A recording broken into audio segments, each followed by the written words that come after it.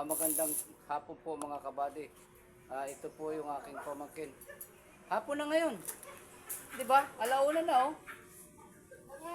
Nanganok eh.